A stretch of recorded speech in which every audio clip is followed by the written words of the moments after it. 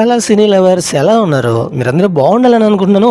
బాగుండేలా మారిన వీడియోస్ అయితే మంచిగా చూసి సబ్స్క్రైబ్ చేసుకోండి గురు. మంచి వీడియోస్ అయితే మీకోసం ఎప్పటికప్పుడు తెస్తూనే ఉంటాను.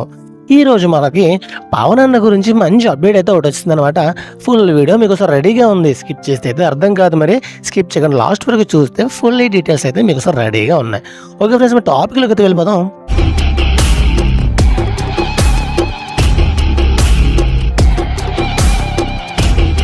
ఆంధ్రప్రదేశ్ ఉప ముఖ్యమంత్రిగా కొనసాగుతున్న పవన్ కళ్యాణ్ గారు ఈ మధ్య ఓజీ సినిమా వేడుకల్లో ఇకపై సినిమాలకు సమయం కేటాయిస్తానని సెలవిచ్చారు. దాంతో అభిమానులు ఆనందంతో చిందులు వేశారు.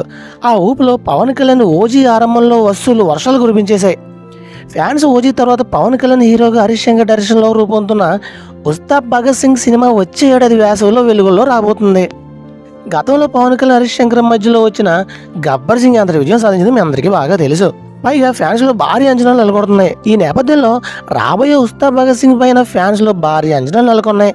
దాంతోపాటు పవన్ కళ్యాణ్ వరుసగా 2 చిత్రాలకు అంగీకరించారంట అనే టాక్ కూడా వినిపిస్తుంది. ఫ్యాన్స్ లో మరింత ఉత్సాహాన్ని నింపుతున్నారు. రాజకీయాల్లోకి అడుగుపెట్టే సమయంలో పవన్ కళ్యాణ్ ఇక సినిమాలు చేయను అని చెప్పారు. ఆ తర్వాత కొన్ని కారణాల వల్ల పలు సినిమాలు చేశారు.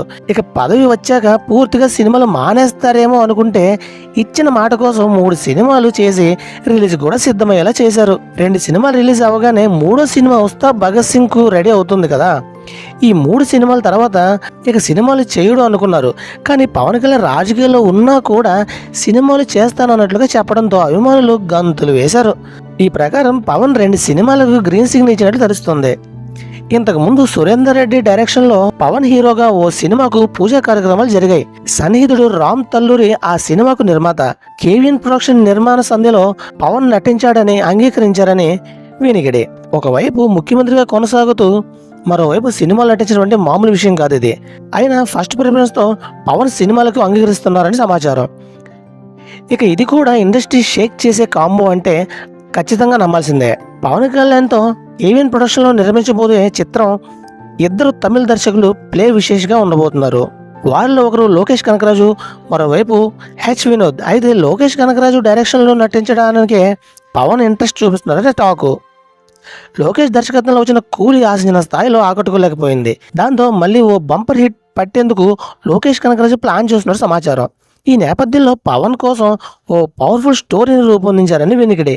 అయితే ఏపీ డిప్యూటీ సీఎంగా పవన్ ఎంతో బిజీగా ఉన్నారు. అలాగే కేవిఎన్ ప్రొడక్షన్ కూడా పలు చిత్రాలు నిర్మిస్తుంది.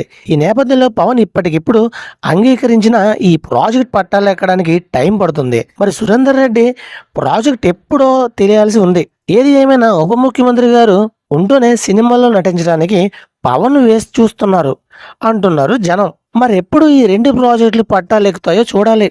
ఇది ఫ్రెండ్స్, వీడియో మీకు నచ్చిందని అనుకుంటున్నాను. నచ్చితే కామెంట్ చేయండి. ఎలా అనిపించిందో కూడా మంచిగా ఒక కామెంట్ చేసి ఒక లైక్ చేసి చెప్పండి గురు. Okay, thank you watching friends. Bye bye.